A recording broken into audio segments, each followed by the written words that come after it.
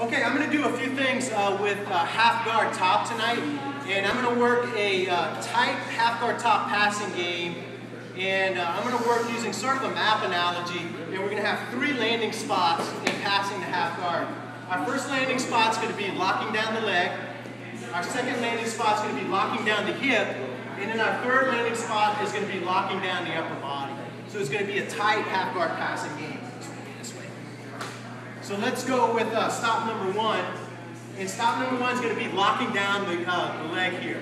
So 3 different ways to lock down the leg. 1, I lock it down with my weight. 2, I lock it down with my hand.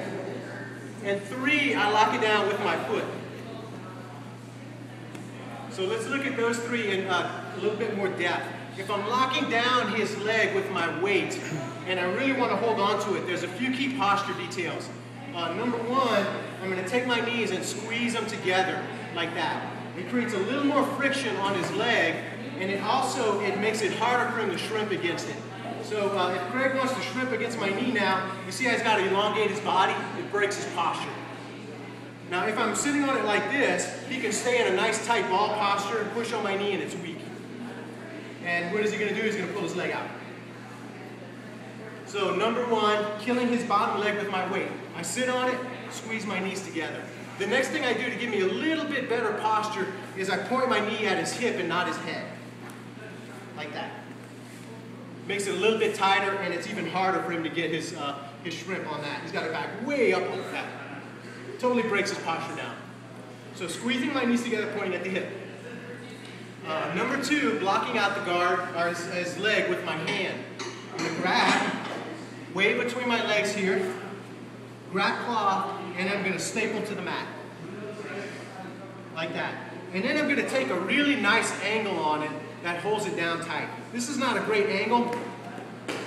That angle is really good, so I'm going to make an angle like this. It's almost like taking a stake and driving it in at an angle here to keep his leg in.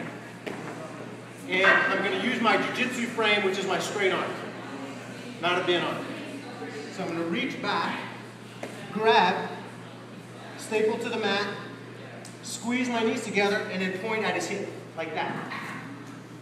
And then now when he tries to get his leg out, he's going to find it really hard. And you can see how he has to elongate his body even to try to get a shrimp. Squeezing my knees together. I can, if I like it, do that. That's okay too. That works fine. Alright, last one, pinning his leg with my foot. I can put this foot over, or I can put this foot over, either foot.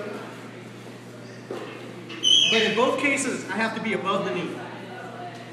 Either way, I have to be above the knee. So, above the knee. And I always take this knee and I bring it in tight like this, because if I leave it out, he's going to shrimp against it and he's going to pull his leg out. So in order to prevent that, I'm going to tuck it in tight right here. This knee is also squeezing, so I'm touching my knees together tight, like that. And when I do that, it's going to be really hard for him to pull that leg out. If he gives it some pull, he's going to find no go. And I can switch my feet and then use the other one above the knee, and I'm doing the same thing, pointing my knee at his hip, tight, like that. 3 different ways of holding down the leg. The one caveat with this one where the leg is over is I can't have this one underneath at the same time. Because if I have one under and one over, I lock my legs in and I'm trapped. So if I'm doing this one, this leg has to be free, or this leg has to be free. Either one. So quick review, hold down with the weight, squeeze the knees together, point at the hip.